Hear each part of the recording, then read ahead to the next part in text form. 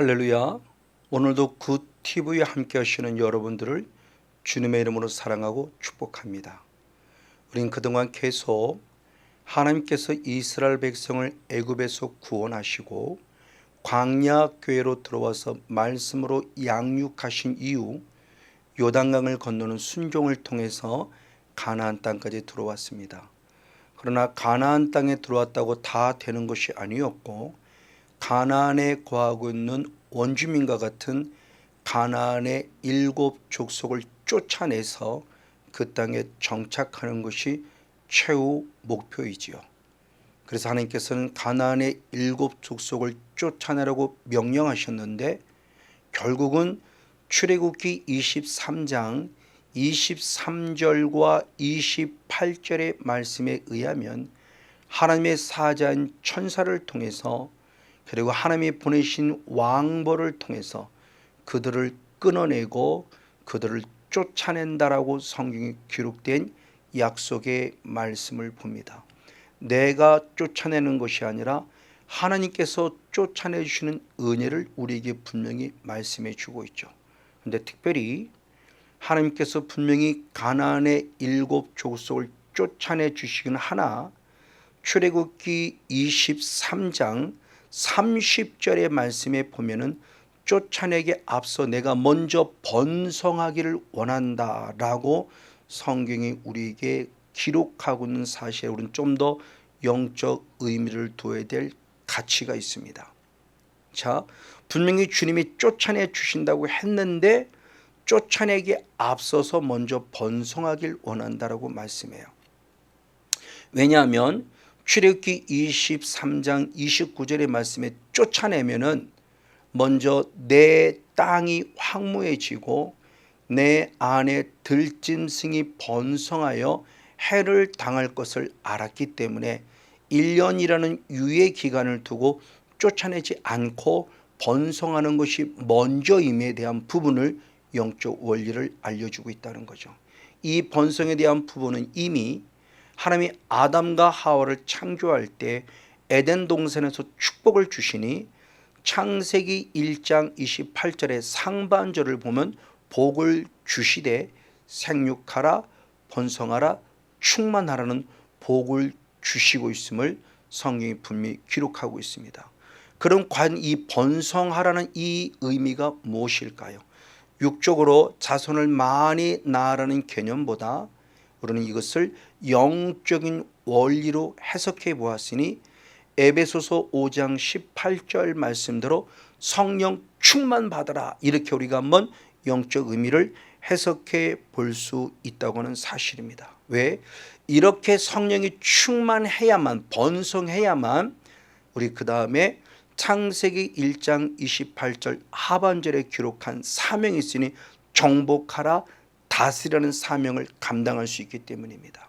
그때 그 정복한다는 의미를 통해서는 조금 더 깊이 이 생육하고 번성하고 충만함이 영적 의미라는 사실을 살펴볼 수 있다고 하는 사실입니다. 정복이란 단어가 카밭이라는 언어인데, 이 카밭이라는 언어가 미가서 7장 19절의 말씀에서는 발로 밟는다, 이 똑같은 원어입니다. 발로 밟는다가 바로 카밭입니다. 하나님께서 이스라엘 백성들의 죄를 발로 밟음으로 말미암아 이스라엘을 회복할 것을 말씀하셨으니 발로 밟으라고 말씀하셨습니다.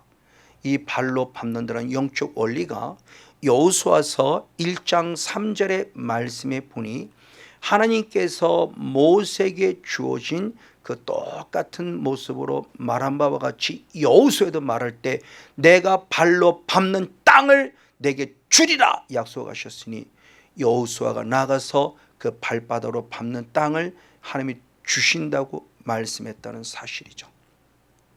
그리고 나아가 또한 이 정복이라는 카바시가 어떤 뜻을 가지고 있냐, 민수기 32장 22절의 말씀에 보니 여호와 앞에 복종하시기까지 싸우면, 복종하기까지 싸우면, 복종케 하시기까지 싸우면이라고 표현하면서 중요한 말씀했으니 바로 복종할 때까지 싸우는 것이 바로 카밭이라는 사실이에요. 그러니까 카바시는 바로 철저한 영적 싸움을 말할 때 사탄이라는 악한 존재가 하나님 앞에 복종할 때까지 철저히 짓밟아 싸워야 함에 대한 부분을 알려주니 언제? 내가 성령이 충만할 때 가능함을 말합니다. 그러면 그 번성한다는 것이 결국 성령 충만인데 언제 우리가 성령 충만할 수 있는가? 대표적으로 디모데전서 4장 5절 말씀에 말씀과 기도가 우리를 거룩하게 한다라고 말하며 말씀과 기도에 전무해야 될 건강한 영성을 말합니다. 특별히 말씀이라는 영성과 연결시켜 볼 때 사도행전 10장 44절의 말씀에 의하면 고넬료는 말씀만 듣고도 성령 받았다라고 성경에 기록합니다. 그리고 두 번째로서는 요한복음 7장 39절의 말씀에 예수를 나의 구원자로 믿는 자가 받을 성령이라고 말하면서 말씀을 들음으로 말미암아 믿음이 생겨진 자에게 주어지는 성령에 대한 부분을 가르쳐 주고 있습니다. 그리고 더 나아가 사도행전 5장 32절의 말씀에 순종하는 자에게 성령을 주신다고 또한 약속하고 있습니다. 그리고 혹시라도 말씀에 순종하지 못했다면 우리는 사도행전 2장 38절 말씀대로 빨리 회개하여 죄사함 받음으로 말미암아 성령을 받아야 할 것에 대한 부분의 모습을 또한 성경은 기록하고 있다는 사실입니다. 그리고 나아가 이제는 기도라는 영성 안에서 누가복음 11장 13절의 말씀에 구하는 자에게 성령을 주신다라고 말합니다. 그래서 초대교회 성도들 같이 마음을 같이하여 정말 힘써서 간절히 구할 때 초대교회 성도들이 성령을 받은 것처럼 우리는 늘 성령을 간절히 구하는 영성이 필요하다는 사실이죠.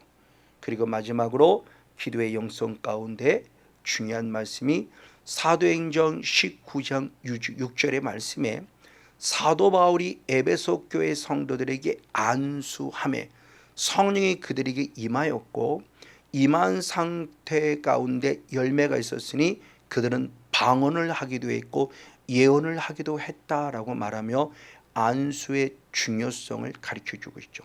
맞습니다.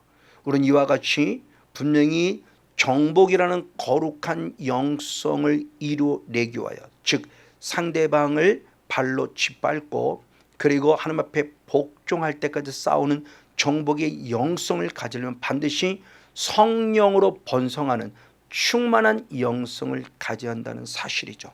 그래서 우리는 이와 같이 늘 말씀과 기도에 전무하는 건강한 영성을 가져야 할 것에 대한 부분의 모습 우리가 상기해 보며 지난주까지 말씀을 통해서 우리가 한번 은혜를 나누었습니다. 자, 그런데 분명히 성경에 또한 말씀하기는 성령을 받아라, 성령을 받아라, 성령을 받아라, 성령을 받아라고 말씀하고 있지만 조금 전에 얘기한 대로 에베소서 5장 18절의 말씀은 성령 충만 받아라 라고 말씀하고 있다는 사실에 또한 우리 잠시 영적인 원리를 한번 생각해 보아야만 한다는 것입니다.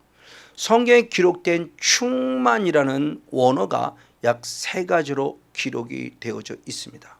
가장 먼저 사도행전 11장 24절의 말씀에 바나바가 성령이 충만하다 그럴 때 그때 사용된 원어가 플레레스라고는 형용사입니다. 자, 충만이라고 해석이 됐지만 그 플레레스는 원어가 갖는 의미는 가득하다 또는 채워 있다라는 뜻이에요. 가득한, 채워 있는. 그러니까 플레레스라는 원어가 충만하다는 것은 가득하게 차 있는 상태를 말하고 있다는 거죠. 그리고 플레레스라는 이 형용사에서 파생된 또 하나 단어가 플레로그라는 언어가 있습니다. 동사입니다. 바로 이것은 사도행전 13장 5절 52절 말씀에 제자들이 성령이 충만했다라고 말하고 있습니다. 근데 충만했다라고 말하는 플레로 역시도 가득하다, 채워 있다라는 뜻을 가지고 있다고 하는 겁니다. 그리고 또 하나 역시 동사인데 플레도라는 동사가 있어요. 사도행전 13장 9절 말씀에 바울이 성령이 충만했다라고 사용할 때 충만이라는 단어인데 이 언어가 플레로는 원어인데 역시 똑같이 충만했었지만 그 뜻은 가득하다, 채워있다, 되다라는 뜻을 가지고 있다는 거죠.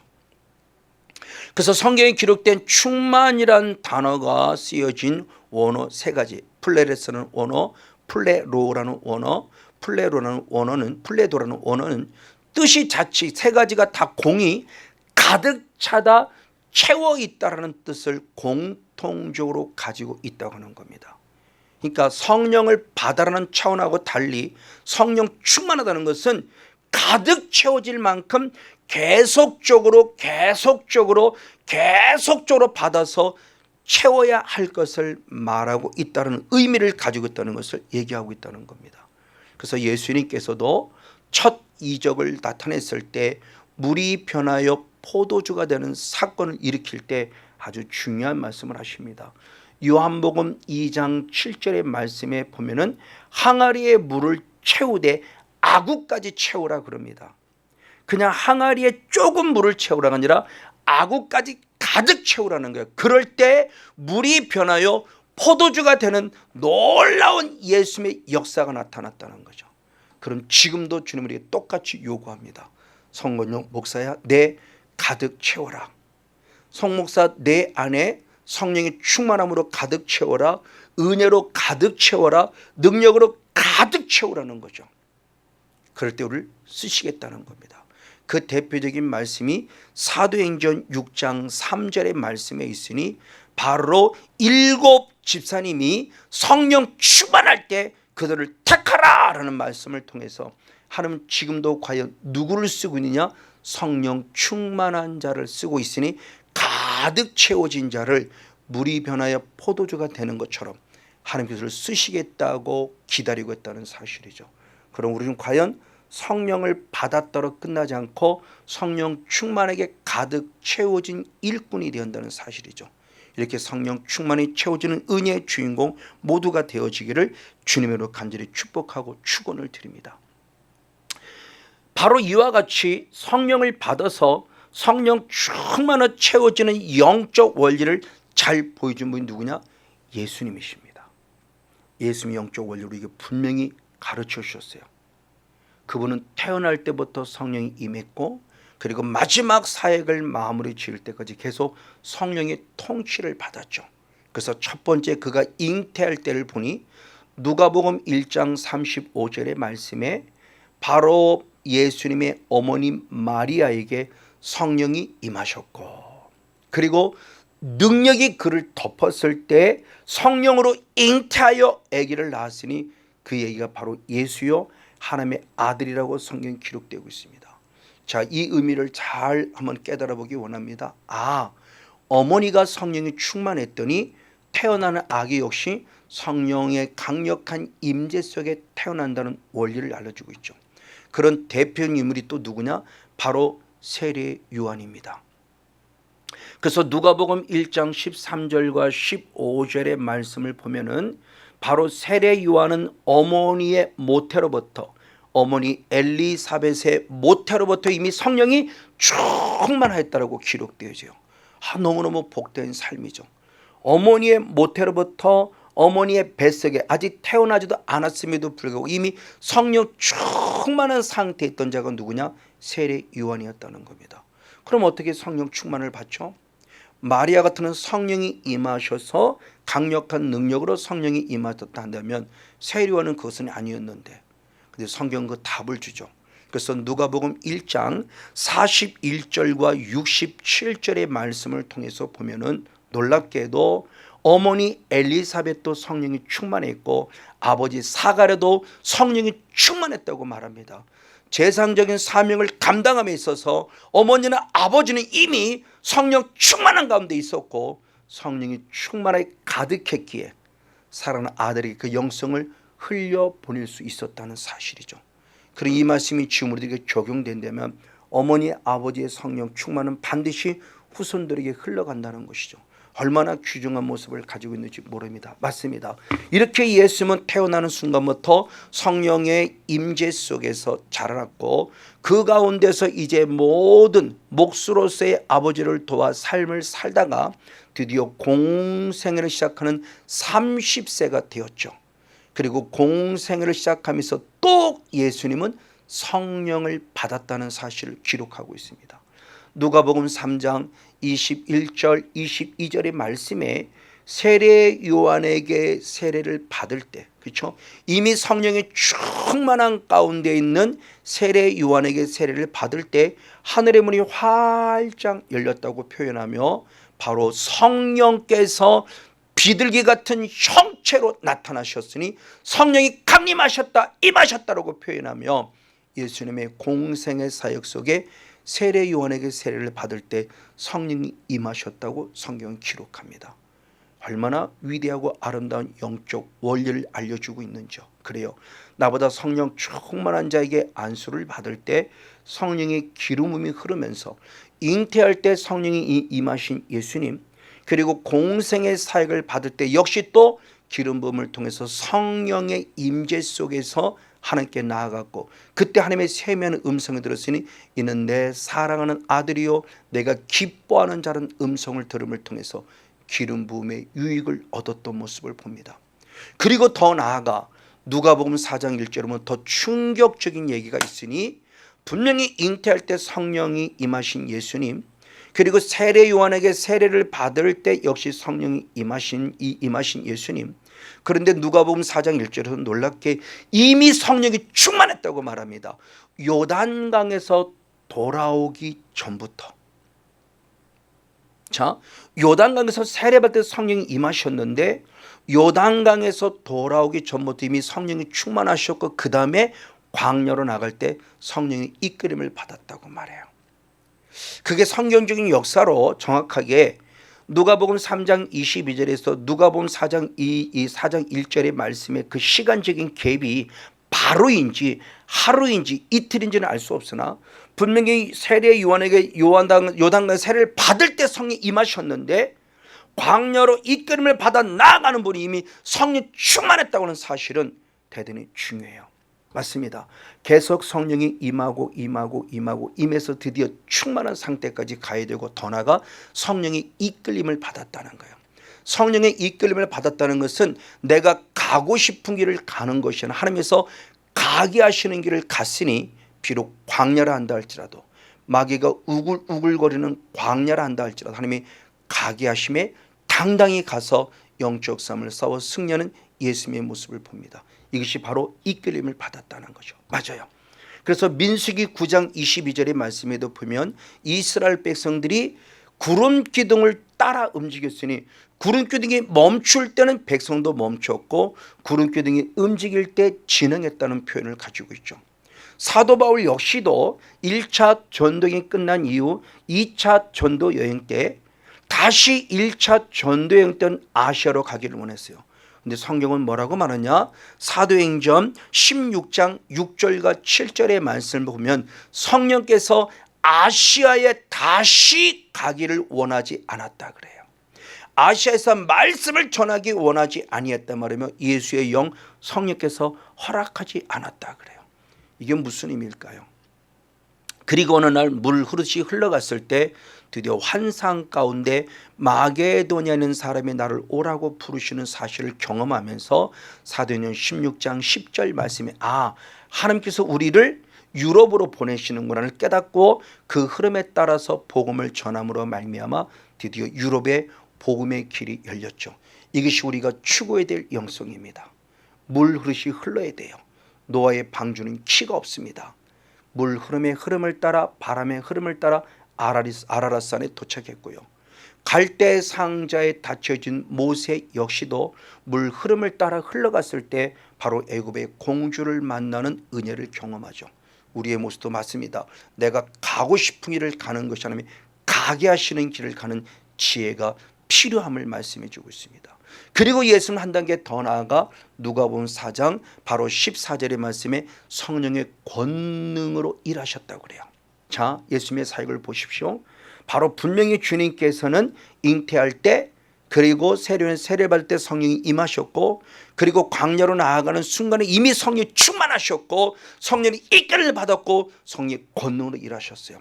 그래서 주님도 사도행전 1장 8절의 말씀에 성령이 임하시면 권능을 받고라고 말하며, 성령의 임하심 속에 드디어 시간차가 있으니 권능을 받을 때까지 임하여서, 그리고 증인되라고 하는 사실이 중요하니 이 영적 원리를 우리에게 가르쳐주고 있다는 사실입니다. 예수님의 이 사역이 우리에게 주는 영적인 교훈은 결국 무엇일까요? 예수님 우리처럼 능력이 없어서 성령을 받고 성령 충만하고 이끌림 받고 성령 권능을 있었을까요? 아니요. 우리에게 성령이 임하신다는 영적 단계 속에서 어디까지 나아갈 것을 친히 모델로 보여주신 거죠. 단순히 성령 받았도록 끝나지 않습니다. 계속적으로 예수님처럼 성령 받아야 돼요. 시작, 잉태할 때부터 성령 받고요. 또 다른 사역을 시작할 때 또 성령 받고요. 그리고 계속 성령 받아 성령 충만해야 되고요. 그리고 내가 가고 싶은 길을 가니라 성령의 이끌림을 받을 정도로 성령 충만해야 되고요. 더 나아가 성령의 권능 두나미스라고는 영적 싸움을 이루는 순간까지 나아가 성령 안에 걸 것을 가르쳐 주고 있습니다. 그래서 베드로를 통해서 예수를 말할 때 사도행전 10장 38절의 말씀을 보니 하나님께서 예수님에게 성령과 능력을 부어주셨다. 그러니까 잉태할 때부터, 그리고 세례받을 때부터, 그리고 실제로 광야에 나갈 때부터, 그리고 더 나아가 하나님의 모든 사역을 감당할 때부터 하나님이 직접 성령과 능력을 부어주심에 그런 착한 일을 행하셨고, 더 나아가 마귀에게 눌린 자를 고치셨다는 사실이에요. 맞아, 이렇게 예수님도 계속적으로 하나님에서 성령의 은혜와 능력을 갑절로 공급받고 이 땅에서 멋있게 사역을 감당한 것처럼 우리 역시도 그러한 삶을 살아야 할 것에 대한 부분을 말씀해 주고 있다는 겁니다. 왜냐하면 예수님 스스로가 성령의 충만함을 받은 자로서 이제 우리에게도 동일하게 주시기를 원하십니다. 그래서 요한복음 10장 10절의 말씀을 통해서 보면 예수님이 이 땅에 오신 목적을 말함에 있어서 내가 이 땅에 것은 양으로 생명을 얻게 하고 더 풍성히 얻게 하람이라 그랬어요. 단순히 생명 얻었다가 아닙니다. 더 풍성히 얻으라고 하는 사실이에요. 맞아요. 그래서 주님께서는 디도서 3장 6절 말씀을 통해서 우리에게 성령을 주실 때 성령을 풍성하게 부어주신다고 말씀하셨습니다. 이 의미는 대단히 중요한 의미를 갖습니다. 그냥 성령 받으라가 아닙니다. 가득 채워질 정도로, 넘칠 정도로 충만하게 받아서 주를 위해 멋지게 쓰임받아야 하는 사실이죠. 왜요? 그렇지 않으면 우리는 언젠가 성령이 자꾸 소멸됩니다. 그래서 데살로니가 전서 5장 19절의 말씀에 성령을 소멸치 말라, 이 말을 달리 말하면 현대인 성경에서는 불을 끄지 말라고 말씀하고 있어요. 너무너무 중요한 영적 의미를 갖습니다. 성령의 능력이 사라진다는 거죠. 성령의 불이 꺼진다는 겁니다. 성령이 소멸된다는 겁니다. 언제요? 죄를 범할 때, 마음의 상처를 입을 때. 내 마음의 성전에 죄로 말미암아 구멍이 뚫려 있고요, 마음의 상처를 받을 때 구멍이 뚫려 있으니 성령은 계속 부어지지만 뚫려진 구멍으로 계속 성령을 소멸되죠. 채워지질 않아요. 그러니까 영적인 사후관리가 잘 된다는 것입니다. 그래서 에베소서 4장 30절의 말씀에서는 성령을 근심치 말라고 말씀했고, 더더욱 죄 속에 빠졌던 우리는 잘 알고 있는 다윗이 있습니다. 다윗은 바로 시편 51편 11절 말씀에 성령을 거두지 말라고 간절히 기도했던 내용을 우리는 기억합니다. 맞습니다. 성령이 소멸되지 않기 위해서 어른들 철저히 회개해야 돼요. 내 마음속에 구멍난 것들은 철저히 회개로 메꿔야 돼요. 그래서 사도행전 2장 38절의 말씀에 회개할 때 제사함 받고 성령을 선물로 받으라 말씀하셨으니, 회개하여 제사함 받고 성령을 선물로 받아 죄의 구멍을 막아서 이제는 성령이 차고 넘치는 은혜 속에서 나도 살고 상대방을 살리는 거죠. 그래서 영적인 사역을 잘할 때 다시 한번 마지막 디모데전서 4장 5절 말씀대로 말씀과 기도에 전무하여 거룩한 영이 날마다 충만함을 통해서 마지막까지 영적 싸움을 멋지게 싸워 이기는 승리의 주인공 우리 모두가 되어지기를 예수님의 이름으로 간절히 축복하고 축원을 드립니다.